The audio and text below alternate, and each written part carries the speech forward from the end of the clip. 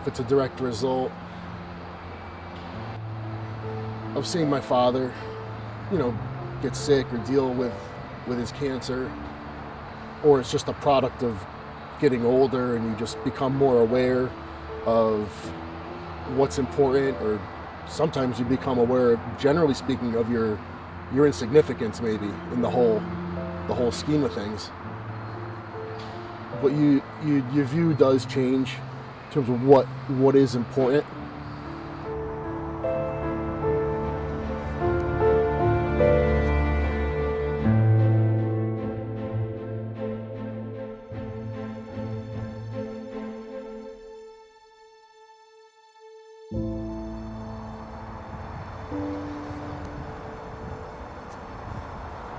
When I was 18 years old and I would pick up a muscle magazine, all I wanted was to be the biggest, most muscular guy I could be. And that was important. My school was always important to me, and keeping my grades up and whatnot. But really, all I could think about was being a bodybuilder.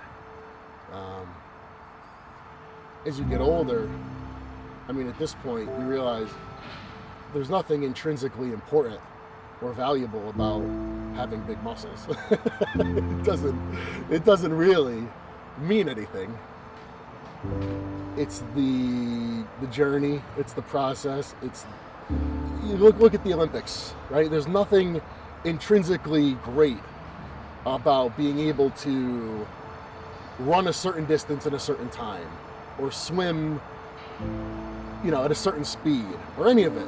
None of it is going to solve world hunger. None of it's going to cure disease. In the grand scheme of things, none of it is really important.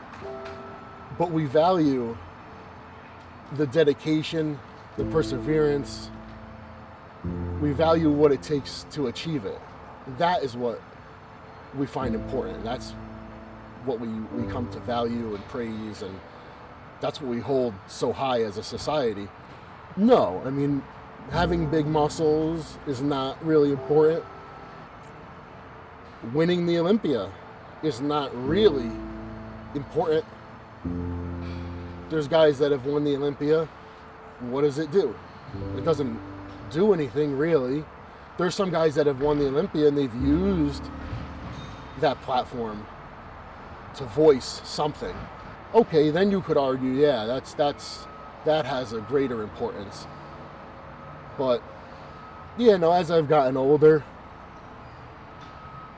having 22, 23-inch arms or 30-inch quads or any of that, it is not really, at the end of the day, important. Step back and look at it from the outside and realize that in the grand scheme of things, we could get into a whole discussion, but yeah, I'd be lying if I said being a bodybuilder is part of me. It's what I do. It is what I love. But I am able to put it into a general perspective and realize its place and its significance in comparison to other things.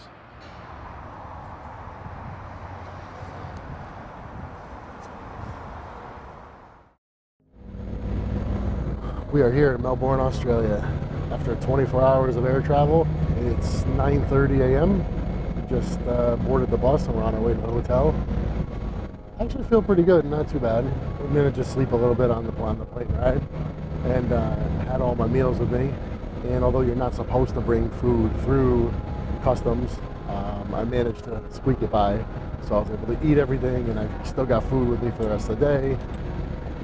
It's time to get to the hotel and get down to business, because usually this show takes place over the course of one day, meaning the prejudging is at noon and the finals are at night.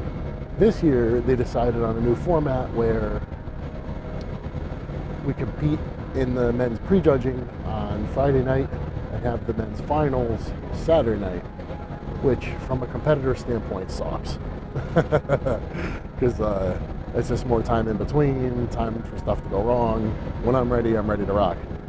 Usually, because everything's on Saturday, I come in on a Thursday, it gives me one full night of rest, and then I've still got a whole nother day to dry out and do what I've got to do to peak. That being said, this year it's a little different. So I came in today, I compete tomorrow night, so I don't have a whole lot of time. It's going to be cutting it close. So I only realized this a few days ago. So I've got a lot of work to do. I'm on the way to the hotel now, and it's time to get down to business.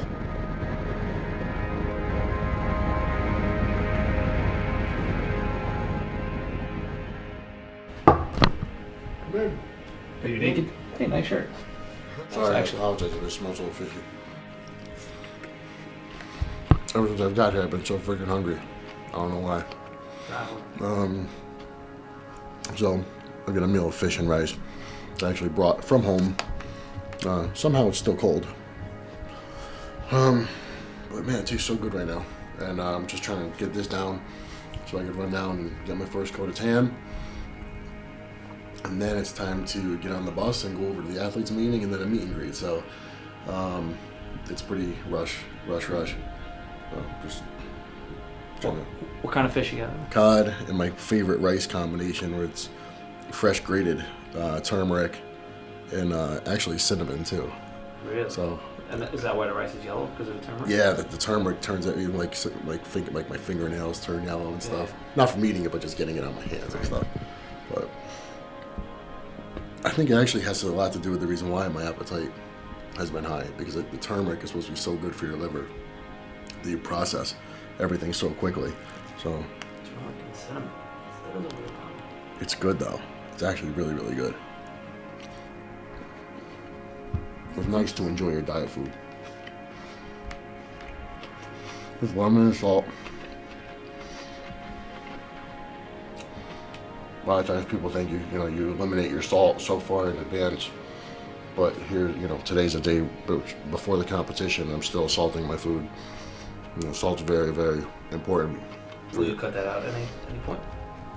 Tomorrow I'll limit my salt, but there's times where I've eliminated salt for an extended period of time.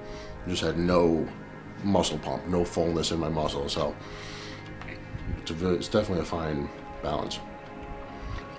The key to drying out. Peppermint lifesavers. Certain flavor, I'm sure. Yeah.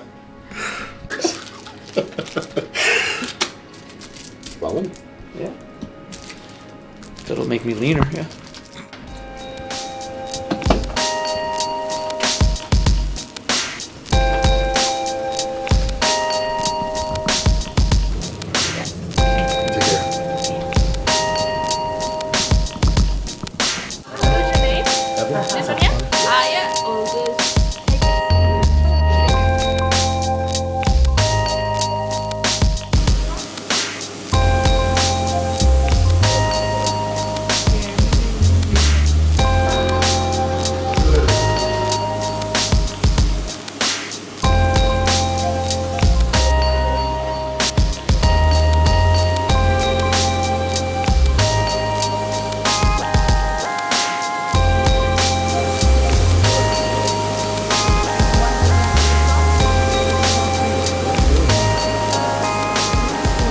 But the bronzer stuff washes right off. It doesn't it's this stuff will seep into your skin, but the bronzer just kind of sits on top. So I'll use that on my face because it'll just wash right off. Okay, see you later. I'll see you. Yeah, light. Oh, you're light tonight. I just already forgot.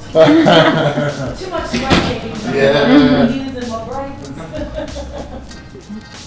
So I'm no longer looking quite so pale.